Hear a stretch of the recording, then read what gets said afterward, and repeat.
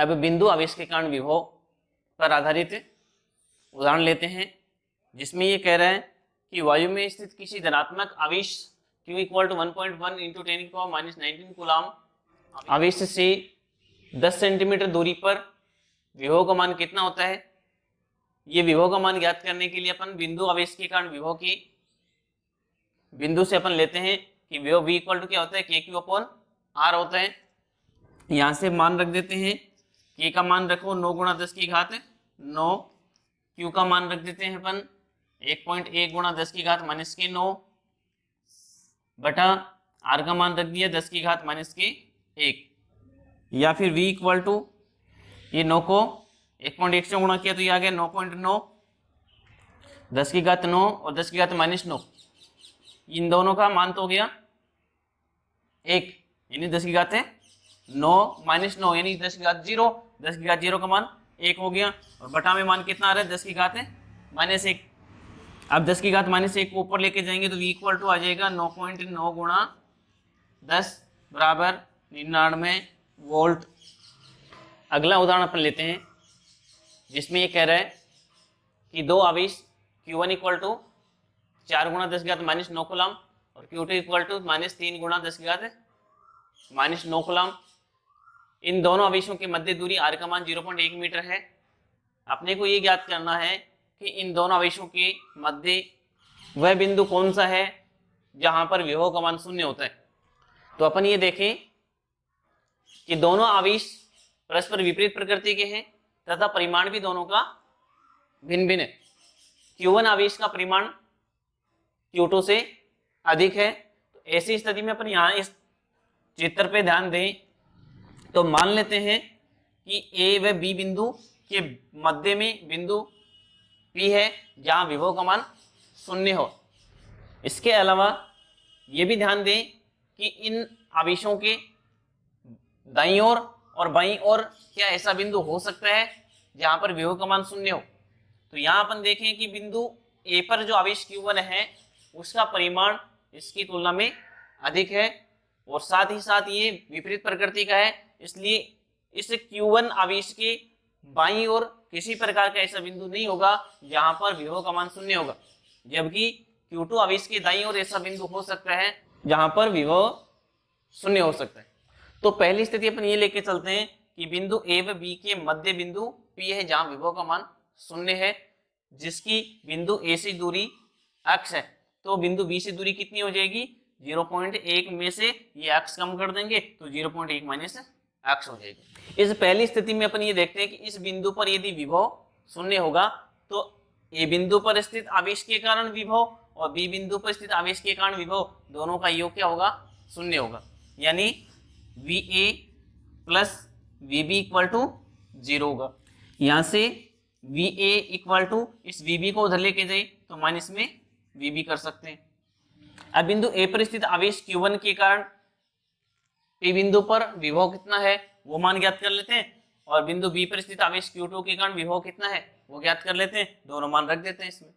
तो सबसे पहले Q1 आवेश के कारण P पर विभव VA equal to KQ1 upon R होता है, R के स्थान पर मान कितना है x है तो ये x हो जाएगा। फिर अपन लेते हैं Q2 आवेश के कारण विभव, ये यदि VB है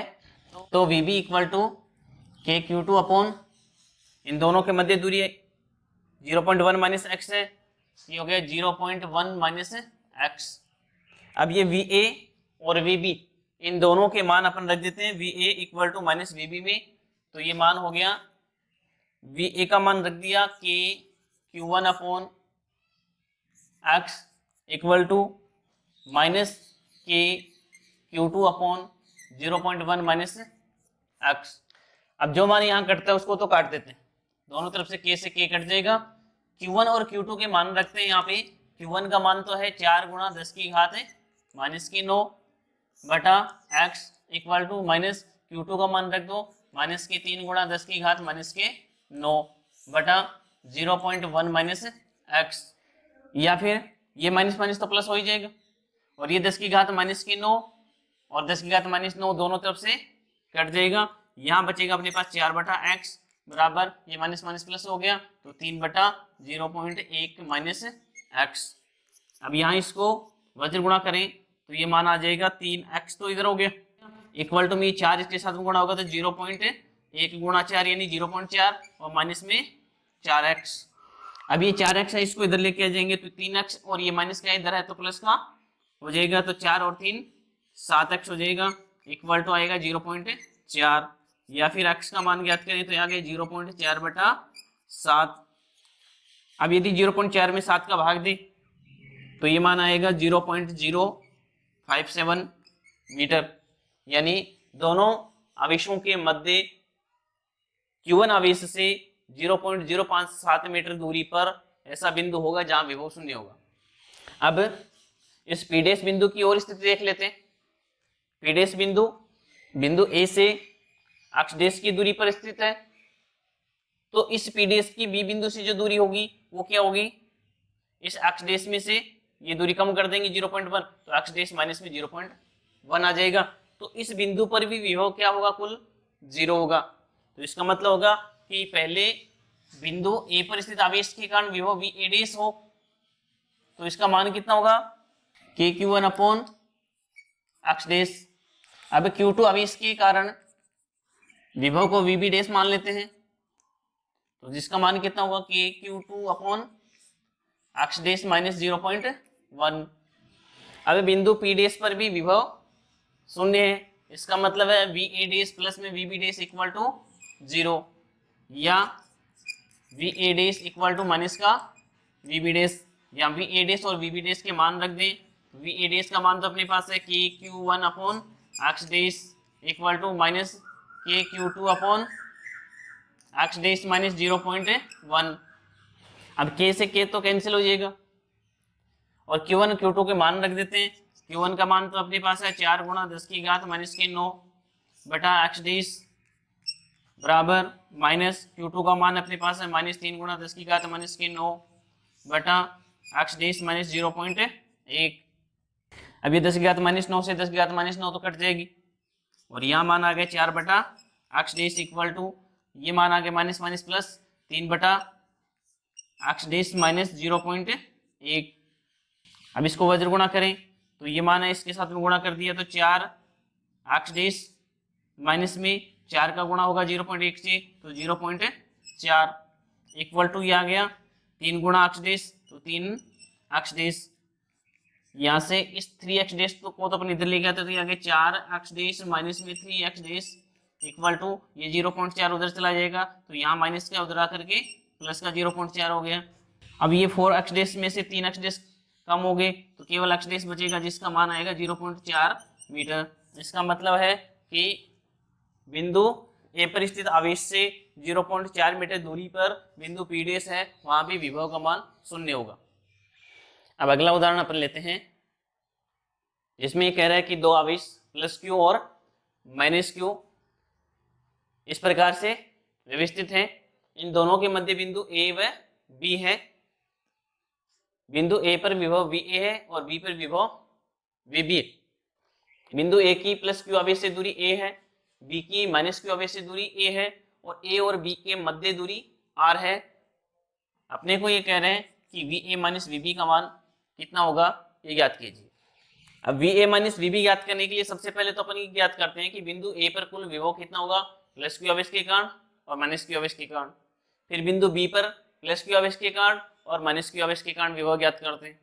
कुल विभव ज्ञात करने के बाद में V A minus V B ज्ञात करेंगे। तो सबसे पहले अपन करते हैं बिंदु ए पर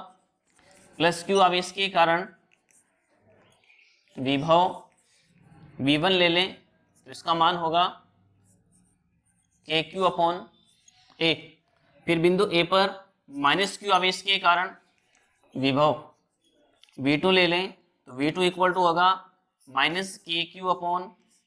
इन दोनों के बीच की दूरी है R और A का योग यानी R प्लस A। अब हम ये ले रहे हैं कि बिंदु A पर कुल विभव कितना होगा, तो कुल विभव V बराबर V1 प्लस V2 या मान रख दो V बराबर V1 का मान तो आ गया KQ अपॉन A और V2 का मान यहाँ देखिए माइनस है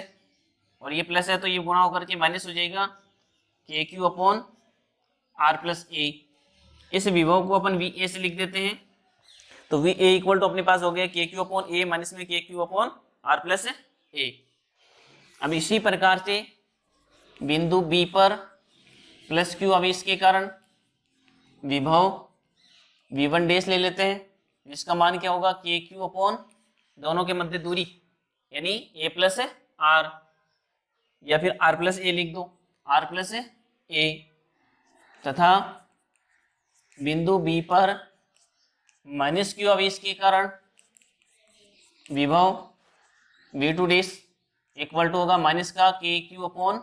इन दोनों के बीच की दूरी है ए, तो ए। अब बिंदु बी पर कुल विभव कितना हो जाएगा, तो कुल विभव वी बी इक्वल टू इन दोनों का योग हो गया, यानी v1 डैश प्लस में v2 डैश। यहाँ मान रखें we B equal to v1 का मान, v1 डैश का मान तो है के क्यू अपॉन आर प्लस में ए, फिर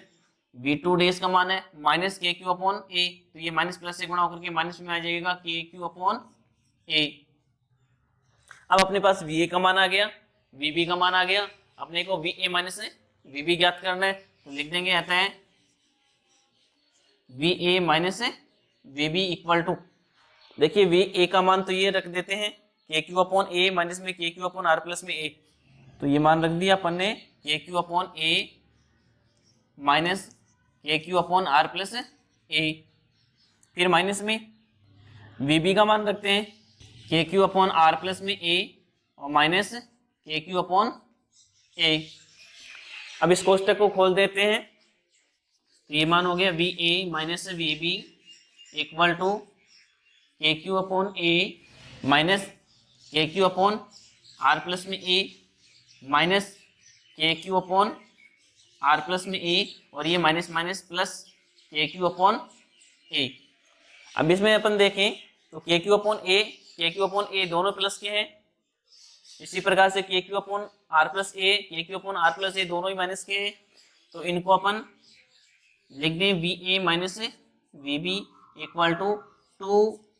के Q upon A minus 2 K Q upon R plus में ए। अब इन दोनों में से 2 के क्यू तो कॉमन आ जाएगा,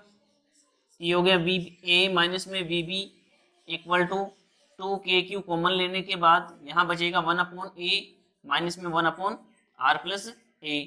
अब यहाँ इसका लघुत्तम लेते हैं,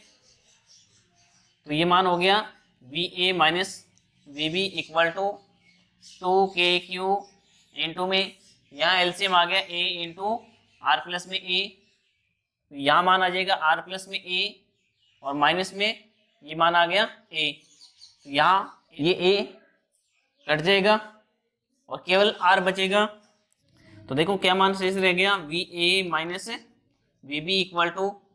2 के क्यू, यहाँ आर बच गया और बटा में अपने पास मान आ गया A into R plus A. ये मान अपने पास आ जाएगा V A minus V B का।